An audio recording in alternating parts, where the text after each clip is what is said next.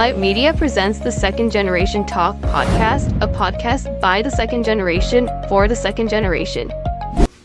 Welcome to the Second Generation Talk, a podcast by the second generation for the second generation. I'm your host, Shreya Parajuli, and our title sponsor is JDM Title LLC and Spring Hill Real Estate, Realtor Ram Mishra. Our media sponsor is Nepal Talks, Anantha, Nepal, North Carolina. Our mortgage partner is One Mortgage Inc., Devdas Rajbhag, and our insurance partner is State Farm, Nirmal Atria.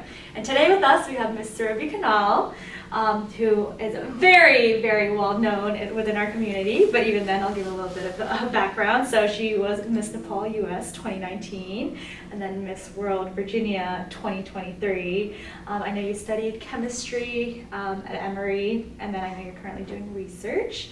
So I guess, Surabhi, welcome to the show. Yeah, thank you, Shreya, for having me and that colorful introduction. I'm really excited to be here and chat more about, just being second generation, etc. Awesome. So I know I kind of did give a colorful background, but was there anything I missed that you want to touch on in terms of your background and what you're doing and where you are today? Sure, yeah. So my name is Surabhi Khanal, for those of you who don't know me. Yes, I have been in the pageantry world. As Shreya mentioned, my titles, Miss Nepal US 2019 is where I got my start. And then under the Miss World system, Miss World Virginia 2023, I do modeling, freelance, and sometimes with an agent. I currently work in research, pharmaceutical research, and corporate research, which is the 9 to 5 side of my life. And then to kind of fund the 5 to 9, I have some hobbies that I love to pick up as well, along with family commitments and just trying to build a life around that. So.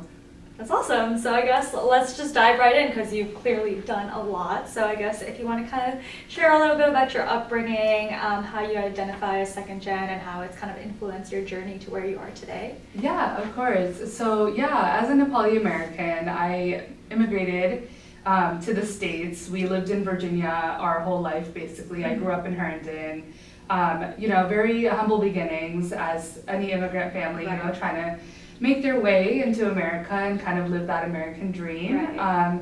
But yeah, I think in terms of like how I identify, I think like there's certainly an aspect of being Nepali is kind of like my heritage and me trying to express that side of myself. Right. But I definitely think, us living in America, being in America, Right. that has kind of taken over our identity. Definitely. And yeah, trying to explore that and kind of make a stand in America is also important in our journeys as well. So yeah, that was kind of my upbringing. I have a younger brother who kind of grew up in the same way, same childhood. Right. But hopefully as the elder sibling, I was able to kind of do the initial steps and You did the hard part. be a role model Right. there. But yeah, to anyone that's kind of, second generation and exploring that right now, I think, it's important to just, stay close to your culture, but also like realize, we have to kind of assimilate in that same way and like make a stand where we can, whether it's, at work or at home and Right. things like that. Yeah. That's awesome. So I guess let's kind of start off with your career and like your education, and then we'll move on to pageantry, which I think a lot of our viewers are very excited to hear about. So I guess what kind of made you pursue what you did in undergrad, and where has it led you to now? Like, are you doing something that you Yeah. studied in undergrad? Or are you doing something completely different? You pivoted? If you kind of want to share that. Yeah, of course. So of course, like being second generation, we kind of have like this linear aspect of, education and success. Right. You studied the hardest, you make the most money, Right. you're now successful, There you and go. kind of linking that academic accomplishment to the idea of success. So we have these doctor, engineer, Doctor, and these- engineer, lawyer, Right, the typical these paths. different buckets that kind of fall under that, and not to say that anyone that does kind of pursue that is, not following their path, Right. but I think it's about the source of where the advice comes from, and it's really about our parents wanting to give us stability. Right. Like it's really about, I don't want my child to be, not stable in the case that I can't support them, Right. or, the When days I'm not when I'm not here. here. Right. So I think if the reason for pursuing anything, whether it's one of those buckets or anything at all, is just to stabilize your life, I think that's when things can kind of go wrong. But having said that, because of that kind of stability mindset, I was doing pre-med at Emory and studied chemistry as my major. I was very much interested in chemistry. I studied at Herndon High School, and I had this amazing chem teacher who really inspired me, not the way that he chemistry, taught chemistry, but like just the person he was. That's fair. And like the way he showed up every day at his job, he seemed like he really enjoyed teaching. Like he was that was very his passion, present, like in the students' lives, and very pushing towards their ambition, their passion, trying to understand the holistic child, which made me like inspired to be like, why did this guy study chemistry? You know, like I want to know what's going on in chemistry. So that's kind of when I picked chemistry as my major. So were you passionate about chemistry, or why he was passionate about chemistry? I think the thing I want to say here was he was a great role model. Okay, that's fair. During those years where I was kind of finding myself, right. And of course I wanted to pursue something in STEM, right. But in that, like, what do I pursue? I think he really showed me the light, right? That's awesome. And like it was one of those things where also like my family, I come from a very academic background, especially on my mother's side. They're all professors, they're all like scientists, PhDs. So kind of having that backing as well, I already knew that I was going to pursue STEM, but I didn't know what yet. And I think that's when I had joined my AP Chem class was when I found my interest in chemistry. That's awesome. So when I moved away for school, the only thing that I kind of knew was like the things that I had found in myself during high school, and chemistry was one of those things. So I was like, yeah, I can do it here too. You know? Picked that as my major. I was pre-med. Ended up graduating and kind of thinking to pursue medicine. But honestly, along the lines of, you know, the time commitment, the debt involved, and we were, I guess, blessed to be like financially stable at that point in my life, us as a family, and me, you know, just working internships and jobs during my college years as well. So we weren't really privy to all of the government subsidies that, you know, sometimes families do get, which is, you know, a great opportunity and a great resource, but we weren't privy to that, and we weren't able to get those. So because of that, I was like, look, like I don't know about spending all of this money if I'm really iffy about this path. That's fair. So again, back to chemistry, I decided, you know, I had done a lot of research work at Emory, I had done a lot of work in labs and things like that. So that's when I was like, I'm gonna go the research route. That's fair. And then I started looking into a career in corporate research, health and policy research, and just kind of digging that up. And yeah, now I'm here, I'm working in pharmaceutical, mostly like the GLP-1 landscape and things like that, Ozempic and all these big drugs that are kind of making the big bucks right now, and it's really interesting in that space, and I get to use what I know in my chemical background, but also a lot of what I learned in research. So yeah, career-wise, that's where I am now. That's awesome. So I guess talking about research, how did you get into it? Were there like opportunities at Emory that like helped you get into the door, or like how did you go about finding these opportunities and getting into research? Yeah, so at Emory, it was very research-driven school in general. That's awesome. And I think like just Georgia's structure and how it is like Emory is like healthcare and science, and Georgia Tech is kind of like the tech engineering. So Emory had a lot of those opportunities where every class that was kind of sciencey, bio, whether it was chem, whether it was physics, had a lab and a research aspect linked to it. Gotcha. So whether I was taking the 101s or whether I pursued that with chemistry for like orgo or like physical chem, everything had a research aspect to it. So by the time you graduated, you knew how to write a scientific paper, you knew kind of where to go if you wanted to get things published. You knew which labs to apply to. If someone got a lab that was, you know, kind of higher ranked than yours, you knew where you fell. So it was very research driven, and I think that helped me a lot to just kind of, you know, work within the Nepali community as well, because there's a lot of PhDs, right? Yes, and that's all research. So I would, you know, call up my mama, call up my uncles. It'd be like, you know, which lab do you work at? You know, I'm interested in your research, and that's kind of how I got my foot in the door. Which, yeah, it was good to know that we have so many like academics in our community as well. That's awesome. I guess, you know, thinking about like where you are with research and things like that within pharmaceuticals, would you do something different, or do you think you enjoy being in like the pharmaceutical space with research currently? Yeah, I think I definitely enjoy it. I think when I see the impact on like, so I do research everywhere from selling the drug to like the impact on the patients. Gotcha. I think the way that, you know, not to get too political, but how big pharma kind of runs in this country, that's when I'm just like, you know, it's like really, maybe something else. It's really for the profits. They're not really caring about who's taking the drugs, etc., or misusing them. So there's a darker side to that too. But I think in terms of being the person doing the research and making that impact, and, you know, informing, you know, healthcare professionals on how to, you know, give the right advice or Right. whatever in that research aspect. I think that part I enjoy because that's really what's making an impact. And of course, like those who are ill who need those drugs, Right. of course, making an impact in those lives. So yeah, I think that part I enjoy a lot. That's yeah. awesome. So if we went back in time to high school Surabhi, do you think she would have pursued something completely different from what you're doing today? Or do you think, at the end of the day, you would have just ended up where you are today? Yeah, so I decided to pursue more school. Okay. So I'm currently doing my master's in data science. I'm taking up some courses at Harvard University. That's awesome. And I think data science is a little bit of a pivot from chemistry Yeah. because I want to pursue more technical sides and skills to this research aspect.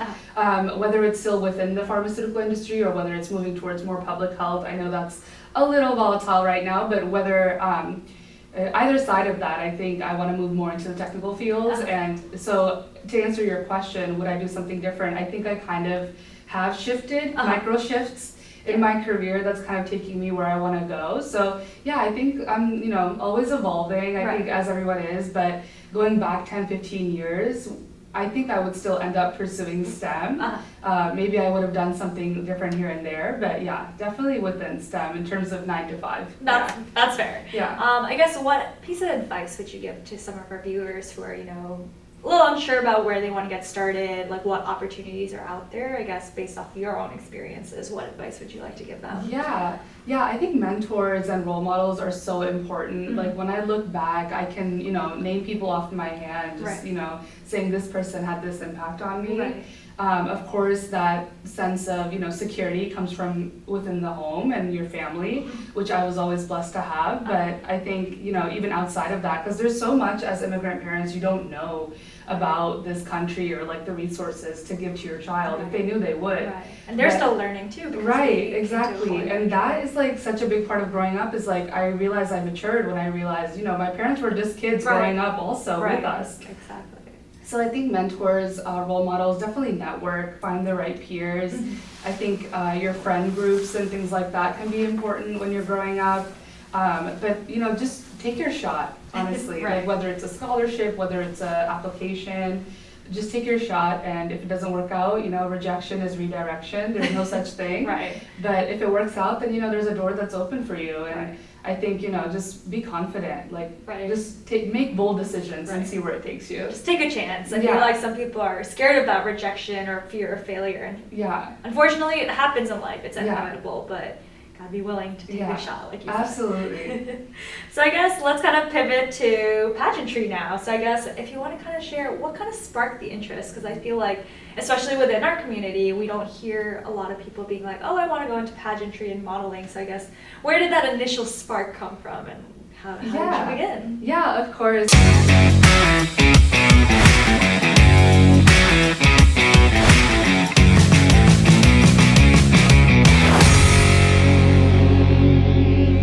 Alight Media presents the Second Generation Talk podcast, a podcast by the second generation for the second generation. Welcome to the Second Generation Talk, a podcast by the second generation for the second generation. I'm your host, Shreya Parajuli, and our title sponsor is JDM Title LLC and Spring Hill Real Estate, Realtor Ram Mishra. Our media sponsor is Nepal Talks, Anantha, Nepal, North Carolina. Our mortgage partner is One Mortgage Inc., the Abbas Rajbagh, and our insurance partner is State Farm, Nirmal Athria. I think, like I said, in the role models and mentors, one of my mentors was actually someone in the nonprofit space, which I worked a lot in terms of social justice and being Nepali. That was actually one of the ways I expressed my Nepali heritage growing up, was just understanding the different privileges and the different things that we have in the States that, people in Nepal or children in Nepal don't have. And when I started exploring that space, I was able to meet a lot of successful people, people of all races and ages and things like that. And one of my mentors was also into pageantry, but also in the nonprofit space. So I was able to meet her through that intersection. And when she learned more about me, she said, all the causes that you're working for, I think it would be a great way to find a platform in pageantry. Wow. And I guess she said, you have the face for it, so you should try it out. But also, if you want to fundraise for certain things, pageantry is a great way to do That's that. awesome. And a lot of people, I feel like, don't think of pageantry as a platform to raise awareness for things like that. So. Exactly. And that's when I kind of got my start. So I decided, you know, I'm fundraising for children in Nepal. Right. Let's start with Miss Nepal. Right. So that's when Fair. I applied. And it was a great opportunity. I know there's a lot of talk about pageantry within our Nepali community, Right. about the Miss Nepal systems, things like that. Right. But with the correct leadership, Right. in any organization, I think, you know, women can be catapulted into a different, Right. you know, version of themselves and their success with Uh-huh. pageantry. So I love it, yeah. That's awesome. I guess when you first started out, did you get any pushback from your immediate family, from people within the community in general, or do you think everyone was pretty supportive when you started out and you had your interest in pageantry? Yeah, that's, you know, it's a loaded question. Right. I think with, you know, being privileged in that my parents loved me a lot, they didn't push back the way they probably would have. Okay. But I think because they've always supported me, I didn't really care if That's fair. outside of You them had your judged, biggest right, support system right. supporting you. So yeah, I think that's part of it. It's like if mom and dad are okay, like I don't really need to, you know, worry about the uncles and aunties Yes. kind of thing. Right. But of course, you know, in anything, when you're pursuing something alone, especially as a girl, it also required like traveling a lot, Yes. or, you know, solo traveling. That's a whole concept in itself. Do your Right. parents allow you to, you know, Right. fly alone? Right. And To things like another that. place. Yeah. So those kind of like little events within that process was definitely like pushback. Like, why would you travel all the way there alone? Or Right. like, where are you going to do these catwalks? Right. So that kind of, you know, sparked the red flags in parents, of course. Right. But at the end of it, when they saw me win, there was nothing but tears in their eyes, Yeah. because that was just like that moment. It's like, oh my God. And I think just as a contestant also, having a crown on your head after Right. all that hard work Right. is just like It paid the cherry off. on top. Yeah. So yeah. I'm so glad. I'm glad like your parents were very supportive. And I think at the end of the day, that's important. Like your biggest support system supporting you. It's like you don't care about what other people think. Because Exactly. you have the support you need. Exactly. And I will say, like, to give advice to like anyone that feels like there is pushback in any kind of dream, whether it's pageantry or any passion, Right. like make bold decisions Right. and be able to justify it. And if you can do that, then you are your support system. And I think like at the end of the road, you'll find light. Yeah. That's awesome. That's great advice. So I guess since I feel like it's a very unfamiliar field, like I don't know much about pageantry, I guess what are some misconceptions that people have about it, and it's like that's not what pageantry is about, that you'd like to share? Yeah, I think there's a lot of misconceptions. I think one thing that people don't realize is from start to finish, whether you win or lose, the girl is going through kind of like a self-discovery process, right? Like when you're asked questions like, what's your biggest fear on Right. stage with thousands of people listening, Right. you're forced to look inward Right. and really understand yourself. Right. When you answer that question confidently on stage, you've done it. You've discovered your biggest fear, right? So things like that, where whether you're winning or losing, every contestant is going through self-discovery, and the output of that pageant is going to be a better version of yourself. So I think that's like a misconception that doesn't get translated to people, especially, you know, people who don't believe in pageantry, because it's really about like finding yourself. Right. And if you do end up winning, then amazing. You know, Right. there's so many opportunities. And yeah, I think, the biggest misconception is what the actual contestants are going through. Right. And that's awesome, because I like never thought of it that way. It's like you are learning about who you are, who you want to become when you answer those questions. Right. It's like on a world stage with thousands of millions of Right. people watching. Like, Right, and it's not every day we look in the mirror and like think about ourselves Right. every day, but when a judge sits in front of you and Right. says like, why are you here? Right. What is your worth? What is your purpose? Right. Right, like what is your purpose in life, right? Like if it really forces you to Right. like look into your history, look into who you are, Right. and I think that's beautiful. I've discovered so many things about myself, and Right. honestly, growing up as a timid, shy, you know, Right. Nepali girl, Uh-huh. to become this confident person that I am today, which, you know, I like to think that I am, and I like to, you know, give 100% at everything I do. Uh-huh. I think it comes from pageantry. That's awesome. How did you overcome that initial fear? I feel like it must have been there when you first started out and those questions started coming towards you. Like how did you reflect? Luckily, I was never afraid of public speaking. That's I awesome. think it's because of my dad. That's awesome. Yeah, he's a writer, he's a poet, and growing up, I would just hear him kind of sing his poetry in the house and things like that, and recite what he could. And then I would go to his events with him, and he would just stand in front of this big crowd and recite his poetry. And sometimes people would clap, sometimes people would cry, and he's like getting this audience to react to his words and his thoughts. And that inspired me, as a little girl, watching her dad just like inspire people, and also that gap of like me not understanding fully what the poem is saying. But you're like, you can see the emotions of the crowd. But I'm like, this uncle really is feeling something because of what my dad is saying. So seeing that kind of impact, I was like, like public speaking has a way to, be that confident person. So that's where I learned it from, and I kind of took that and went off into pageantry. That's awesome. Clearly worked out. So uncle really helped. Yeah. So I guess moving on to kind of some more advice. I guess what advice would you give to our second generation viewers who may want to explore creative or non-traditional paths? Like, what would you say to them? Yeah, of course, like I think in anything in life, like with how I'll relate it back to how I kind of started modeling and doing things like that. Once I decided, pageantry was really something that helped me discover myself. I had found different versions of myself, how to be confident. I like sitting in makeup and hair for 2 hours and doing a 3-hour shoot. Like I actually enjoy that, and looking at the pictures after. Are you one of the few people to say that to me? I am, I confess.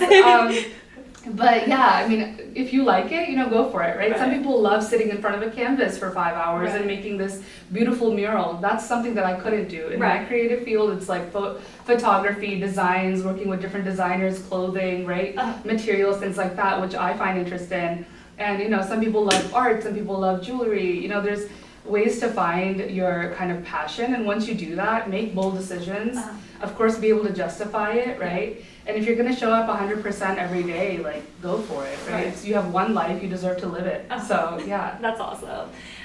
So I guess with like your platform now and everything, I guess how are you kind of incorporating your Nepali culture? How are you trying to like give back? And what are you doing now with the name and the fame that you have now? Yeah, I've honestly taken a step back from pageantry after being married.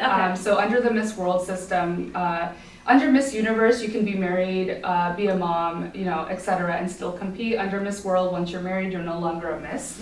So I'm not going to be competing under Miss World anymore. If I do later down the road, maybe Miss Universe, but I don't know. But now I'm kind of stepping into my familial roles of like, being a wife, being that partner to my husband, and kind of exploring that. So yeah, I don't know if I'll pursue pageantry further, but. Now my next steps is kind of building my life, finishing school, and stepping into that role and giving back in those ways that I can. So yeah. That's awesome. Well, you kind of answered the next question I had. I was going to ask, what's next, Surabhi? Like, what's something different that you're not already doing that you want to do? So is there anything else that of course. And I think, we're on the concept of second generation and identity. I think my marriage is something that has taught me a lot as well. I'm a Nepali American who married an Indian American. And I feel like both of our Americans kind of stand out. And we're both American than the other heritages. It's really about like, we will tell you every kind of pasta, but we might not know how to properly chant the mantras on Diwali. So those kind of things, and kind of figuring out our expressions and how he expresses himself and me expressing myself. So I think that's my next step, is to explore both of our communities, see where we can give back in the Nepali community, Indian community, see how that kind of blend in culture and blend in identity kind of can make an impact, or inspire someone to follow their goals, or to make a decision on who they love, or things like that. So yeah, I think giving back in that way. But right now, I hope that after pursuing my master's, that I can give back in terms of education and be there, whether it's in Nepal or India. So that's awesome. I feel like you have a very bright future. You've clearly done a lot. I'm very proud of you, and I'm like really excited to see where you go.